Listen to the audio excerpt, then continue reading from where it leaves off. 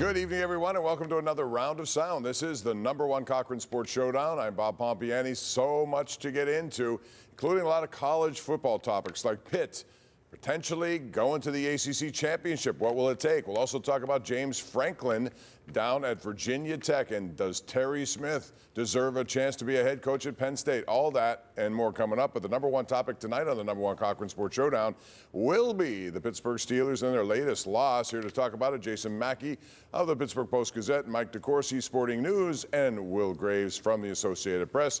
Jason, I want to start with you. Chicago had 6 defensive starters out of this game. I would have thought that's a good opportunity for the Steelers to really exploit that. They did in the run game, but in the pass game, they had 81 passing yards through 3 quarters. Just not enough. Why didn't they do more against that depleted team? Great question, Bob. If I had the answer to it, I think I'd bottle it and sell it. Why you're not taking more shots downfield, why this offense is not more aggressive. Maybe the Steelers are ill-equipped. They very well might be. We watched George Pickens have a huge game today. The Steelers have been chasing that #2 wide receiver spot. They haven't taken near advantage of their tight ends. Jonnu Smith, he played today. That's the best we can say. This offense is not geared toward any sort of explosion whatsoever. They ran the ball a little bit, but look at what the Chicago Bears did and how they took advantage of Caleb Williams. I thought he was fantastic. I thought the receivers played really good games. It's just not there for the Steelers. I know we're going to get into a lot of other topics, but this team, Bob, does not look like a playoff team to me. If they're lucky enough to get in, I think it's going to be a short stay. And they're on the outside right now looking in. They've fallen out of first place. How much money can I make selling this, and do I have to split the profits with Will? Because we figured it out before we went on the air. We both believed, if I'm getting this right, that there was a lack of aggression on offense, and it was purposeful. It was, let's not lose it on offense, let's win it on defense. And that's not the approach to take against a team with 3. I mean, I don't want to offend them by saying this, but like I said to my wife, it's like they had high school linebackers out there by the end of the game. And not because those guys, they kept running out of guys. I mean, they were down to their second string, almost across the line at linebacker, and then some of those guys got injured, and they still didn't punish them in the middle of the field. They don't have great wide receivers other than DK Metcalf. You say, okay, you've got 3 tight ends that can catch the ball with anybody. Darnell Washington has proven that time and again. Pat Freiermuth has proven it for 5 to 7 years. Jonnu Smith had 88 catches last year, and you can't throw to any of them. There's something wrong with that. Well, I mean, it's weird. Like when I was watching the first half, I was actually thinking, man, Arthur's doing a good job of really being creative and getting 5-6 yard gains, right? But what Mason did last week wasn't that much different than this today wasn't that much different than what he did last week. Efficient, throw the ball short, have guys run. Remember, Kenny Gainwell turned a couple of those short passes into 20, 30-yard gains last week. It was kind of the same game plan. But when he was aggressive early, what happened? He threw a 50-50 ball and it got picked off, right? But like, why are we? But like, let's also remember that like the defense was not good. I know. Yeah. Well, I'm sure I'm sure that's the next topic, but. It seemed like, me and Mike were talking off air that it seemed like they were playing to not lose, which, Ben Johnson, pretty smart guy. The Bears were probably they weren't going to shut out this offense. The way the Steelers defense is playing, they weren't going to get a shutout. So it was oddly conservative, and it bit them in the end. Well, let me ask you about this, because this hasn't happened since, I think, John L. Williams was with the team, that a running back would lead the team in receptions. Right now, Kenneth Gainwell is 1 behind the team lead for receptions. That's not the way this was supposed to work. They acquired DK Metcalf. They brought in Jonnu Smith. They signed Pat Freiermuth. They did all these things, and a running back is going to lead your offense in receptions? That doesn't make sense. It doesn't. And Kenny Gainwell's been very good out of the backfield. It's not to discredit him whatsoever, Bob. But, I mean, it's like I said in my last answer, they're deficient at wide receiver 2, and they have been. They've been all season. They were prior to this year. That position has been underaddressed. We wanted to see Calvin Austin III take a couple more steps. Roman Wilson, DK Metcalf be utilized in a different way. I thought they did a good job getting him in motion. The touchdown that he scored, great. And then nothing. He hurts his ankle, and he really is a non-factor. They need a second weapon, whether it was George Pickens, whether it was somebody around the deadline, whether it was somebody this offseason. They have not taken enough advantage of that. And what Mike was saying, too, is completely true. Over the middle of the field, the Chicago Bears were able to leverage that. Why are the Steelers not able to? With 3 tight ends, a lot of money tied up in tight ends. They're not able to scheme some sort of situation to take advantage of those guys? I don't understand. Mike, it's also scheme, and it's also just working with the talent you have around you. When Pickens was here, you knew what kind of talent he was. You had to sort of cater his game, which is what he said in the Players Tribune this week, that he wasn't going to be used the way he felt he needed to be used. Doesn't coaching staffs have to look at it and say, hey, we have this talent, let's cater our game plan and our schemes toward that talent? Well, that's the job, but wasn't the roster also built because, or at least that was the assumption when they went for Jonnu Smith, and they already had Pat Freiermuth and Darnell Washington being at least an outstanding blocker and maybe a little bit more than that. And they had all that, and everybody thought that, okay, that's about Arthur Smith. He loves those tight ends. But he's not loving them this way, even though those guys have all, like, we have seen Freiermuth drop a ball. We saw Jonnu drop a ball. Okay, so we've seen that a couple of times, but they've played 10, 11 games now. You're going to drop one now and then. It's not that they're not throwing to them because they're dropping balls. It's that they're not getting the opportunity because that's not the design. They finally take a shot, like on the first series of the game, and the shot is a one-on-one, let him make a play. That's what the Steelers, that's like the whole Steelers design now. Let him make a play. You can't scheme anybody open at all. Right. We heard so much about the Bears offensive coordinator, the head coach basically calling the plays. He's great. But I started to think, like, when's the last time people said that about the Steelers? It's like 2005 when Ken Wisenhunt ran all the trick plays. That's a long time.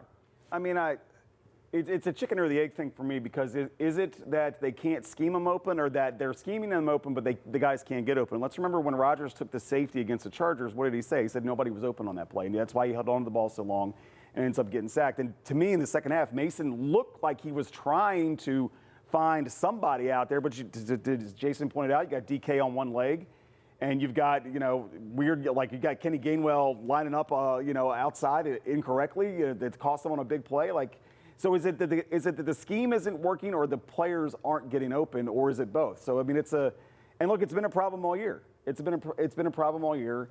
They've masked it adequately at times. But I was stunned, to y'all's point, watching them practice this week and then not seeing them try to go over the middle was surprising. I'll just say it was surprising. All right, we're going to talk about the defense when we come up. One footnote to this offense today: Mason Rudolph was 23 of 24, 10 yards or less. But when he had to go beyond 10 yards, 1 of 6, and 1 was an interception, as Mike described. When we come back, the defense gave up over 30 points. Actually, one of that was not necessarily their fault, but we'll talk about what the defense hasn't done and where they're headed into a very big part of their schedule. Coming up next, right here on the #1 Cochran Sports Showdown. All right, the Steeler defense today, they got a big play out of T.J. Watt and Nick Herbig, but other than that, nothing. 1 quarterback hit, 1 sack, that was it. And then you look at the defense, 30 points or more given up this year 5 different times. That's one off the all-time record, I think, for Mike Tomlin. So, Will, this defense has a lot to say about this. They're supposed to make plays, but how many guys were running in the middle of the field? The biggest one was the DJ Moore, where he was just completely wide open. It looked like everybody forgot about him. They talk about details a lot over there. I know that because I'm over there a lot, and they talk about details a lot. But on DJ Moore's second touchdown, you had Sawyer offside, and then Joey Porter, standing there what am I supposed to do? He runs right by him. That's should not be happening in Week 11. We can talk about, I know we talk about this on this panel a lot, miscommunication early in the season, new faces, new places, but everybody was out there this week, and it was still a problem. They are feast or famine. When they can take the ball away, they look pretty good. But when they don't, man, it is. But you can't rely on that. They are not good. I would say they're bad. Mike, you can't rely on that every time. And when you don't get it, you got to stop somebody on a 3-and-out most of the time. They also did take the ball away today. They got a sack fumble touchdown, and they also got a fumble around midfield that could have been something, and that the offense failed to convert into something. They sort of backslid on those middle in routes that they were really struggling with against the Patriots and the Bengals in Game 1. Really backslid there. That was the disappointing thing. But I think this was a game in which they tried to control the running game, which had been such a success for the Bears, and they did. And they tried to keep those guys from making big plays, and they did.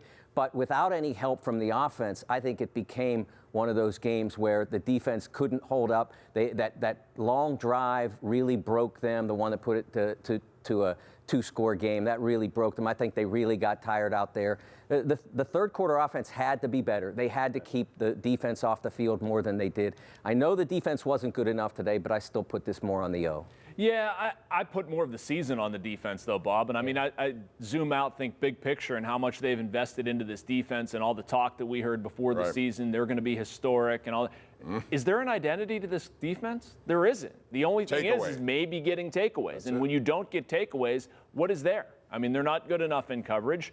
We're talking about miscommunication, people being in the wrong spots. The same as offense, are there any sort of innovative schemes or stuff that you look at the Steelers' defense and think, oh, that's a new wrinkle? I mean, it's not happening. They're bereft of personnel. They're not putting enough pressure on the quarterback consistently enough. Today was fine because the Bears didn't have to do it, but are they stopping the run? No. You invest this amount of money into your defense, you should think this team, this unit can really carry us. And it's the furthest thing from that with the Steelers. So where do they go from here then, Will? I mean, as far as trying to make changes, they brought in new players. The scheme seems to be the same, and they look flat-footed so many times to me when they have to make significant plays. I mean, I think, like, one of the wrinkles they have added, and more part of that was by necessity, this having like all 3 outside linebackers out there in packages together. Like today, you saw it with Sawyer and Herbig and TJ out there. When Highsmith was out there, it was him and Herbig and TJ. They're sort of limited in what Slay came back today, but it's like, did anybody even see Darius Slay out on the field? I mean, like that's probably a good sign. Yeah, let's be honest, probably a good sign. Got more snaps for sure. But it's I don't know. Like they got. I mean, the defense is also kind of old, right? I mean, like that's part of the thing. It's also kind of old. And what about the defensive line? We're didn't see around much Thanksgiving, from them and in terms of making plays. They look. I mean, look, it was noticeable today in the first. I think it was in the first or second quarter. Cam Hayward making a tackle 15 yards downfield, right? That happens fairly regularly, but like you don't like. He's 37 years old, and he's still the only one doing it, right? So they're just not. This is a team that's not talented enough to overcome mistakes. They have to be almost perfect to beat good teams or even competitive teams. And when they get 5 turnovers, hey, maybe they can. And when they don't, even when they only get 2, here we are. Let me ask you guys about next week now, because we have a little bit of time here. About Buffalo comes in here. Pittsburgh's a 4-point home underdog, and this is a Buffalo team that's really struggled. The Steelers' offense or defense should be able to get to Josh Allen based on what Houston did. Can they? Will they? How do you look at that game, Mike? Well, I think you look at there's a lot of similarities in what the Bills are to what the Bears were today. You've got a mobile quarterback. I think that in the case of Josh Allen, he's even more accurate, though, than Caleb Williams. That was one of the advantages the Steelers had was Caleb Williams was all of Caleb Williams today. He ran the ball, scrambled, he missed targets, and he hit targets and completed passes. That's what he does. Allen's a little bit more accurate or a lot more accurate if you give him some time to throw, and that's the question. Do you go after him full force? I think the Steelers didn't want to do that with Caleb because of the fact that he is as elusive as he is. If Houston can put him down 8 times, although they didn't have to blitz a lot to do that, I think you have to think about maybe taking that approach next week. I think they're going to have to score with Buffalo, Bob, and I don't think they can. I think Josh Allen, the defense can do some things, but this offense is going to have to be a heck of a lot better than it was today against the Bears. I know they scored 28 points. Obviously, one of that was on the T.J. Watt strip sack. I don't look at this as a unit that's trending in the right direction, and going against that offense with Buffalo and Josh Allen's ability, man, I'm surprised the spread's not bigger. Honestly, I thought the Bills would be favored by 7, not 4. Well, I mean, it's a week-to-week league. I mean, we saw some good teams struggle with some bad teams today, right? So I don't want to sit there and say, well, obviously it's the Bills. However, outside of that week 1 opener, was that 22 maybe, 23, whichever one they stole up there in week 1? Yeah, that was special teams. They stole that game. Like that is sort of the formula the Steelers would have to follow, because I just don't think them keeping Josh Allen under wraps and the Bills sort of know they're against it too. This is the division's gone for the Bills. It's gone. The division is gone. They're fighting for a wild card spot, and the Steelers are sort of going to in that mix with the Chiefs. You know, I mean, like the Chargers are going to be in that mix. The Jags won again today. So, like, I mean, there's going to be a lot of urgency from the Bills. I think the Steelers can win, but it's going to need to look like it looked a couple of years ago, where the defense, kind of steals it. One more thing to think about is the fact that I think today put to bed the Mason Rudolph needs to be playing as the starting quarterback conversation. He just didn't make enough of a difference. They got to go back to Rodgers and live with whatever he's capable of doing. But what, if that one play, if that scramble there towards the end doesn't get called back, illegal formation, and they're at midfield with a minute and a half to go, like we might be having a different. But he wasn't good today. He wasn't good. I mean, it's a moot point anyway, right? Like they're going to let Rodgers finish the season. But I don't bad think or the game, indifferent, they're going to stick. The strategy will change. I don't think you're going to see down the field throws regardless. No, I agree with you. I agree with you, and I think they're flawed. But I don't think they're going to go away from Aaron Rodgers. Mike Tomlin didn't bring him in here to bench him. And if he doesn't, well, they have the Ravens after this week too, so that's another big game on the schedule. When we come back, we're going to switch it over to college football. Pitt wins last night, really put a hurting on Georgia Tech, but can they get to the ACC championship game? We'll talk about it next, right here on the #1 Cochran Sports Showdown.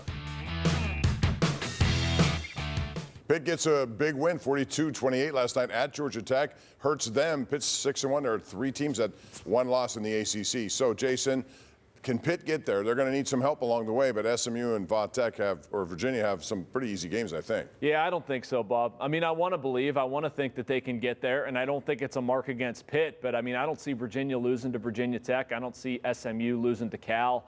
It's not going to be the world's sexiest entrance by an ACC team in the college football playoff. I think they will get there. And, Pitt should be congratulated for the way it handled Georgia Tech and the way it's handled its season. Largely, I'm curious to see what happens against Miami, but no, I think too many things have to happen. Their bet has been made. It's going to be too tough to get there. Well, what Pitt has to do is go take care of their own business and then worry about whether they get any help. It's not going to be easy. Cal was bad on Saturday, losing badly to their rival Stanford. Virginia Tech, it's interesting, though. James Franklin's now on Virginia Tech's staff, so to speak, and he could do the Panthers a big favor. And I know he's not going to have a lot of hand in it, but his presence there maybe puts the Hokies over the top. Well, and those rivalry games are unpredictable too, right? I mean, that's the other thing. I mean, weird things happen 13-9, which we obviously still hear about to this day, right? I mean, what's that, Will? I got PTSD, but I mean, like Miami is also playing for something because Miami, unlike Pitt, because I think even if Pitt wins this game, there's no chance that they get an at-large bid to the CFP. Right.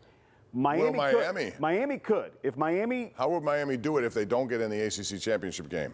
Do you take one or the other? We've seen that before. When we had 14 playoff, they would sometimes. They'll be the highest ranked team, Mike. They still have the win over Notre Dame, and I still say they should be ranked much closer, if not ahead of Notre Dame. Notre Dame has done a wonderful job of beating the pants off of terrible teams, but they have one half-quality win, and that's over USC at home, which has, I think, 3 other losses. That's what they're staking their entire playoff case on, and the fact they win by a lot. I mean, so Miami's got a lot to play for too, right? Yes. And they've looked like they kind of got through. Oh, well, we stubbed our toe like we always do, and now we kind of got our stuff together. So if Pitt can win that game, but needs to have the first half offense play the whole game against Miami, which is a very difficult task.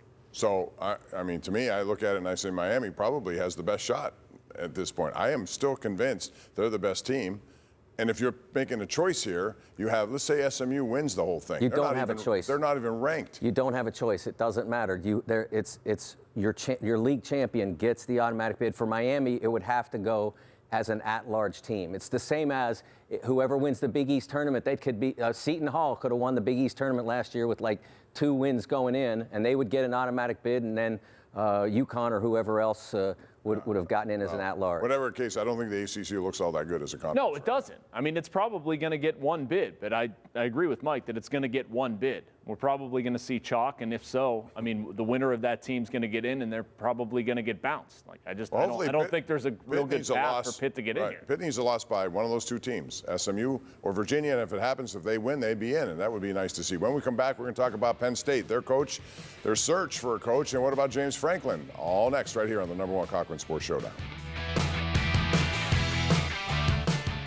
Hey, if you're in the market for a new vehicle, don't settle for anything less than #1 Cochran Kia's clearly better car buying experience. You can enjoy exclusive clear-cut pricing where you get their most competitive offer. You get it up front. Take advantage of exceptional lease rates and finance rates and choose from a lineup of hundreds of new models. Experience clearly better car buying at #1 Cochran Kia in-store or online at cochrankia.com.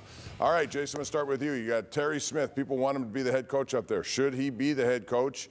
And number two, James Franklin. How soon can he turn around for Terry Smith should absolutely be the head coach of Penn State, Bob. I mean, find me somebody who says a bad word about Terry Smith. And where they're at right now, the recruiting cycle, having to get somebody in there, some of the other candidates that aren't nearly as attractive, I'm rolling with Terry Smith. And what was the other question? Franklin and Virginia Tech. How soon? Next year? I think that's a little rich. I think it's a little rich. I think I like the hire. I like it for James Franklin and Virginia Tech, but I think next year is probably a little soon. Hokies are down. I like it for Virginia Tech. It's a great coach for them to get. I'm not sure why James settled for a job in the ACC at this point when the most money is obviously in the SEC and the Big Ten. But good luck to him. I hope he does great. Terry's a wonderful man. I covered him when he was at Penn State. Did you fire a coach with James Franklin's record to hire a career assistant? I think that's the question. I hope whatever it works out, I hope he does great. No offense to Terry Smith, who gave Monroeville a shout out the other day. Appreciate that. I got 2 words for you: Bill Stewart. That's why they should not hire Terry Smith. Bill Stewart. Bill Stewart. Rich Rod leaves. Bill Stewart leads into that great bowl win over Oklahoma. All the alums are, drunk on the field, and Pat White saying, "We love Coach Stu. We love Coach Stu. We want him to come back." Bill Stewart, a wonderful man, was not cut out for that job. They lived in the moment. They went with their emotions. It did not work out long term. They got to find. It doesn't matter. Like right to Jason's point, right now it doesn't matter with the recruiting. It doesn't matter who the coach is. They're just going to ask, how much money am I going to get? Right. That's all they care. That's all the recruits care about. It's going to be interesting to see how it plays out. We're due for a break. We'll take it right now. Come back with more right after this on the #1 Cochran Sports Showdown. All right, before we go, quick prediction. Steelers-Bills. Who do you like? I think they lose by a touchdown, Bob. Hard to see them winning next week, but they've surprised us before. Wanda Keene wants me to pick the Steelers. Me and Pomp are best friends. We're rolling with the Steelers. Wanda called the radio the other day. Shout out, Wanda. Shout out. That's going to do it for us. Thanks for joining us. We'll do it again live next week after the Bills and Steelers.